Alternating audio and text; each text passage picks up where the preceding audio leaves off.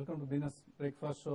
ఈ సోమవారం ఉదయం బిజినెస్ బ్రేక్ఫాస్ట్ షోకి స్వాగతం. యూఎస్ మార్కెట్స్ లో లాస్ట్ ఫ్రైడే వచ్చిన ర్యాలీతో ఏషియన్ మార్కెట్స్ ప్రస్తుతం లాభాల్లో ట్రేడ్ అవుతున్నాయి. Q2 సంబంధించి అంటే సెకండ్ క్వార్టర్ సంబంధించిన యుఎస్ జీడిపి డేటా అంచనాల కంటే మెరుగ్గా రావడంతో లాస్ట్ ఫ్రైడే యుఎస్ మార్కెట్స్ భారీగా లాభపడ్డాయి. S&P 500 1064 దగ్గర క్లోజ్ అయింది. మరోసారి 1050 పైన స్ట్రాంగ్ గా క్లోజ్ కావడం జరిగింది. ప్రత్యేకించి ప్రస్తుతం ఏషియన్ మార్కెట్స్ లో గమనిస్తే నికీ అన్నిటికంటే ఎక్కువగా 3% కంటే ఎక్కువగా లాభపడింది. SGX నిఫ్టీ కూడా సుమారుగా 5460 దగ్గర ట్రేడ్ అవుతోంది. 56 పాయింట్ల లాభంతో ట్రేడ్ అవుతోంది. అయితే ఈ నెలలో చాలా మరోసారి కీలకమైన డేటా జాబ్స్ కి సంబంధించింది, అలాగే మ్యానుఫ్యాక్చరింగ్ సర్వీసెస్ సెక్టర్ సంబంధించిన ఈ డేటా యూఎస్ లో రాబోతుంది. సో వీటన్నిటికీ యూఎస్ మార్కెట్స్ అలాగే ఇతర గ్లోబల్ మార్కెట్స్ కూడా రియాక్ట్ అవుతూ ఉంటాయి. సో వాలటైలిటీని మనం చాలా హ్యూజ్ వాలటైలిటీని గమనించే అవకాశం ఉంది. మన మార్కెట్స్ సంబంధించి వాళ్ళ మార్కెట్స్ ఒక పాజిటివ్ ఓపెనింగ్ ను ఎక్స్పెక్ట్ చేస్తున్నాం. బహుశా శుక్రవారం నష్టాలు చాలా వరకు రికవర్ అయ్యే అవకాశం కనిపిస్తుంది. అలాగే మనం ఈ కార్యక్రమం ఎప్పటికప్పుడు రిపీట్ చేస్తూనే ఉన్నాం, పానిక్ సెల్లింగ్ వద్దు, సో డిక్లైన్స్ లో వాల్యూ పిక్స్ చేసుకోండి అని. అయితే మార్కెట్స్ క్రాష్ అవుతాయి, కరెక్షన్ తథ్యం అని కొంతమంది ప్రెడిక్షన్స్ ఇస్తూనే ఉన్నారు. అయితే ఇండియన్ మార్కెట్స్ ఈ ప్రెడిక్షన్స్ తో నిమిత్తం లేకుండా పెరుగుతూనే ఉన్నాయి. ప్రత్యేకించి లార్జ్ క్యాప్స్ కంటే మిడ్ క్యాప్స్, స్మాల్ క్యాప్స్ లో చాలా ఎక్స్ట్రాడినరీ రిటర్న్స్ రావడం గమనించాం మనం లాస్ట్ 1.5 years లో. ఇటువంటి రిటర్న్స్ ఈ మధ్యకాలంలో మనం ఇప్పుడు చూడని రిటర్న్స్ కూడా రావడం జరిగింది. సో వాల్యూ బైస్ ను పిక్ చేస్తూనే ఉండండి. TV5 మీకు ఎప్పటికప్పుడు చక్కటి అవకాశాలను సూచించే ప్రయత్నం చేస్తూనే ఉంటుంది. ఇక స్టాక్ మార్కెట్స్ లో ఇవాల్టి స్టాక్స్ టు వాచ్ లిస్ట్ లో ఐసిఐసిఐ బ్యాంక్ ఈ స్టాక్ లాస్ట్ ఫ్రైడే భారీగా నష్టపోవడం మనం గమనించాం. సో ఈ స్టాక్ లో ఇవాళ చక్కటి రికవరీ వచ్చే అవకాశం కనిపిస్తుంది. అలాగే డెక్కన్ క్రానికల్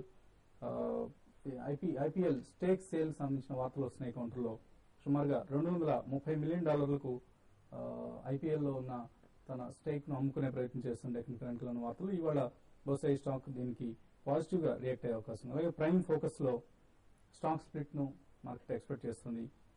ప్రమోటర్స్ ప్రిఫరెన్షియల్ ఇష్యూని కూడా ఇవాళ ఫైనల్ చేసే అవకాశం కనిపిస్తుంది. సో సెసగోవా స్టీల్ మ్యానుఫ్యాక్చరింగ్ లో ప్రవేశిస్తోంది అన్న వార్తలు ఈ స్టాక్ లో కొంత యాక్షన్ కారణమయ్యే అవకాశం ఉంది. అలాగే DB రియాలిటీ, భారతీ ఎయిర్టెల్ ఇటువంటి స్టాక్స్ లో కూడా స్టాక్ స్పెసిఫిక్ న్యూస్ ఉంది. అలాగే జిఎంఆర్ ఇన్ఫ్రా ఏదైతే స్టేక్ సేల్ ద్వారా కొంత మనీ రైజ్ చేయాలన్న ఉద్దేశంతో ఉందో ఆ ప్రయత్నాన్ని వాయిదా వేసుకున్న వార్తలతో లాస్ట్ ఫ్రైడే కూడా భారీగా నష్టపోయింది. So don't by the stock unless it creates some value for the investors. చాలా పేషెన్స్ టెస్ట్ చేస్తున్న స్టాక్స్ లో జిఎంఆర్ ఇన్ఫ్రా ఒకటి. సో కనీసం కొద్ది నెలల పాటు ఈ స్టాక్ జోలికి వెళ్లకుండా ఉండడమే బెటర్. అలాగే పుంజ్ లాయిడ్ కూడా లాస్ట్ వీక్ లూజర్ గా నిలిచింది. So avoid these 2 stocks in specific. ఇక మార్కెట్ సంబంధించిన మరిన్ని అంశాలపై మాట్లాడేందుకు అనలిస్ట్ కుటుంబరావు గారు అలాగే శేషు గారు సిద్ధంగా ఉన్నారు. సో కుటుంబరావు, ఒక మైనర్ అప్వర్డ్ ట్రెండ్ బహుశా ఇవాళ మూవ్ మనం గమనించే అవకాశం కనిపిస్తుంది. అయితే ఇండిసెస్ లో షార్ప్ కరెక్షన్ ఉంటుంది రాబోయే రోజుల్లో. అలాగే ప్రత్యేకించి బ్యాంకింగ్ స్టాక్స్ లో చాలా హెవీ సెల్లింగ్ ప్రెషర్ ఎదురయ్యే అవకాశం ఉందని కొంతమంది ప్రెడిక్ట్ చేస్తున్నారు. వీటితో మీరు ఏకీపిస్తారు? ఒకటండి, చాలా యూఫోరిక్ రన్ వచ్చిందనమాట బ్యాంక్ స్టాక్స్ లో. అది మనం అబ్జర్వ్ చేసాం లాస్ట్ 2 months లో. కాబట్టి ఈ హైయర్ లెవెల్స్ నుంచి 10% కరెక్షన్ మాత్రం ఎక్స్పెక్టెడ్ అనమాట. 10% కరెక్షన్ కి పానిక్ అవ్వాల్సిన అవసరం అయితే ఏమీ లేదని చెప్పేసి నేను అనుకుంటున్నాను. ఎందుకంటే ఈ వీక్ మన దగ్గర కూడా రేపు మంగళవారం నాడు జీడిపి డేటా వస్తుంది. GDP data better than expected వచ్చింది అనుకోండి, ఒక కన్సర్న్ ఇంట్రెస్ట్ రేట్స్ ఇంకా పెరగచ్చు అని చెప్పేసాను అనమాట.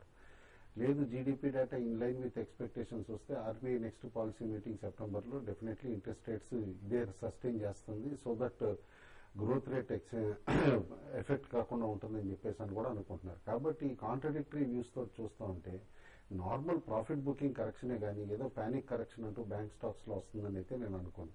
But more important then global cues కానీ ఇటు అదర్ అంశాలను పక్కన పెడితే మన మార్కెట్స్ ని యాక్చువల్ గా ఫ్రైడే నాడు ఇన్ఫ్లుయెన్స్ చేసింది కూడా రిపీటెడ్ గా నేను మెన్షన్ చేస్తున్నాను. DTC కోడ్ ఇంప్లిమెంటేషన్ చాలా ఇంపాక్ట్ ఉంటుంది మార్కెట్స్ పైన. ఎందుకంటే treatment of capital gains totally మారిపోతుంది అనమాట. ఇక లాంగ్ టర్మ్ కి స్టాక్స్ హోల్డ్ చేయడానికి ఇన్సెంటివ్ ఉండదు, ఈఫ్ ఎట్ ఆల్ డ్రాఫ్ట్ బిల్లో ఉన్న ప్రపోజల్స్ కనుక యాక్సెప్ట్ చేసేటట్టయితే. కాబట్టి దానిపైన క్లారిటీ వచ్చే వరకు definitely long only funds huge profits పైన ఏవైతే కూర్చుని ఉన్నాయో FIIs గత కొద్ది సంవత్సరాల నుంచి కంటిన్యూస్ గా ఇన్వెస్ట్ చేస్తున్న ఫండ్స్ డెఫినెట్లీ ఆ హ్యూజ్ ప్రాఫిట్స్ ని కాస్త క్యాష్ చేసుకోవడానికి ప్రాఫిట్ బుకింగ్ కి అటెంప్ట్ చేస్తాయని చెప్పేసి కూడా అనుకుంటున్నాను. కాబట్టి ఈ క్యాపిటల్ గెయిన్స్ పైన క్లారిటీ వస్తే దాన్ని బట్టి మార్కెట్స్ కూడా ర్యాలీ రావచ్చు, అదర్వైజ్ రేంజ్ బౌండ్ అవుతుంది. ఆప్షన్ డేటా కానీ ఇటు సెప్టెంబర్ సిరీస్ ఫస్ట్ డే నాడే అంత హ్యూజ్ ప్రాఫిట్ బుకింగ్ రావటం బట్టి చూస్తూ ఉంటే మాత్రం ట్రేడింగ్ రేంజ్ వైడెన్ అయిందని చెప్పేసుకోవచ్చు అనుకోవచ్చు. 5300 ఆన్ డౌన్ సైడ్ నిఫ్టీకి అండ్ ఆన్ అప్ సైడ్ 5600 అని చెప్పేసి ఎనీవే హ్యూజ్ రెసిస్టెన్స్ 5500 టు 5550 మధ్యలో ఉందన్నమాట. ఆ లెవెల్స్ అధిగమిస్తేనే న్యూ హైస్కి వెళ్ళే పాసిబిలిటీ ఉంది.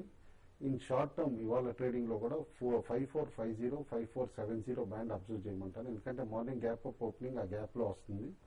ఆ గ్యాప్ సస్టైన్ అవుతుందా లేదా, లేకపోతే దానిపైన సస్టైన్ అయితేనే తిరిగి ఈ ర్యాలీ కంటిన్యూ అవుతుంది. Otherwise trading range individual stocks లోనే ఇంకా కాన్సన్ట్రేట్ చేయమంటాను. But keep a watch on the DTC developments అని.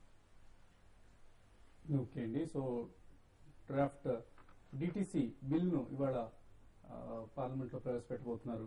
దీనికి సంబంధించిన అంశాలను మనం గమనించాల్సిన అవసరం. అలాగే షార్ట్ సెల్లర్స్ లాస్ట్ వీక్ చాలా షార్ట్స్ ఫ్రెష్ గా క్రియేట్ అయినట్లు కనిపిస్తోంది.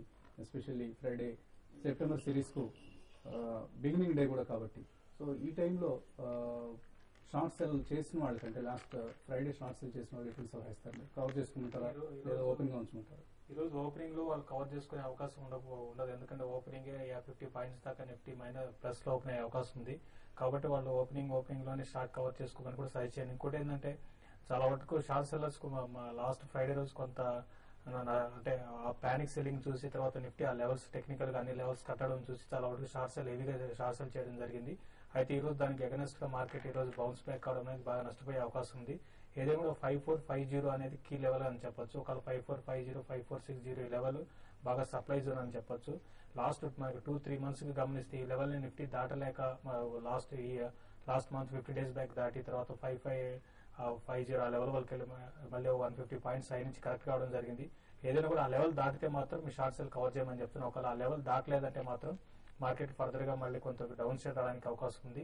ఇక్కడ నుంచి మళ్ళీ ట్రేడింగ్ రేంజ్ అనేది కూడా మారిపోయే అవకాశం ఉంది. ఎక్కువగా ట్రేడింగ్ జోన్ లోకి నిఫ్టీ వచ్చే అవకాశం కనపడుతుంది. లాస్ట్ ఒక 50 డేస్ బ్యాక్ చూస్తే మనకి వోల్టాలిటీ పెద్ద కనపడలేదు. అయితే ఇప్పుడు ఈ లాస్ట్ ఒక 1 వీక్ నుంచి నిఫ్టీ రేంజ్ అనేది కూడా పెరిగిపోయింది. రోజు 30 పాయింట్స్ 50 పాయింట్స్ ఒకరోజు 70 పాయింట్స్ ఈ విధంగా రేంజ్ పెరిగింది. కాబట్టి నిఫ్టీ యాక్టివ్ గా ట్రేడ్ చేసుకోవచ్చు. ఇక్కడ నుంచి మార్కెట్ 5450 దాటితేనే నెక్స్ట్ ఫర్దర్ గా అప్ ఉంటుంది. లేదంటే మాత్రం మళ్ళీ మార్కెట్ లో డౌన్ సైడ్ ఉంటుంది. ఇంకోటి నిన్న చూస్తే నేను మరీ ముఖ్యంగా బ్యాంకింగ్ స్టాక్స్ చాలా వరకు అన్ని కూడా చాలా వీక్ అయినాయి, టెక్నికల్ గా చాలా వీక్ అయినాయి. మరి ముఖ్యంగా యాక్సెస్ ఇవన్నీ కూడా.